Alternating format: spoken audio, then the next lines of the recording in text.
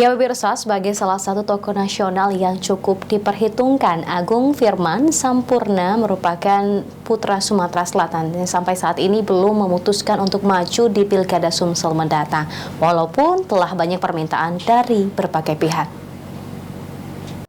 Sebulan, 2 bulan sekali itu balik Palembang, karena yo aku nih wong dusun. Agung Firman Sampurna, mantan Ketua Badan Pemeriksaan Keuangan BPK, merupakan salah satu putra asli Sumatera Selatan yang berprestasi dan cukup dikenal namanya di kancah nasional. Di momen masa tahun politik saat ini, Agung Firman Sampurna ialah salah satu nama yang diusulkan bakal maju sebagai calon kepala daerah Sumatera Selatan mendatang. Namun ketika dijumpai di kantornya, pria kelahiran 1971 ini masih belum memutuskan untuk maju di Pilkada Sumsel. Walaupun cukup banyak permintaan dari banyak orang untuk menginginkan maju di Pilkada Sumsel. Menurut Agung, biarlah seharusnya Sumsel dipimpin oleh orang-orang yang mendedikasikan untuk kemajuan Sumatera Selatan.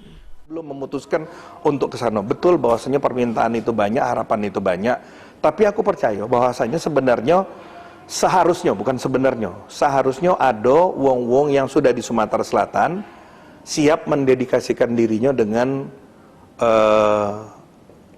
berinteraksi, mendedikasikan dirinya untuk bangun Sumatera Selatan itu. Iya. Dengan kompetensi apa yang sudah Bapak beri untuk PBSI, apalagi untuk Sumatera Selatan ini adalah sebuah yang apa ya kita ngomongnya pisau Pak Cak ya. Nah itu kita belum tahu, tapi yang jelas menurut pendapat aku sampai dengan saat ini aku belum memutuskan yang seperti itu.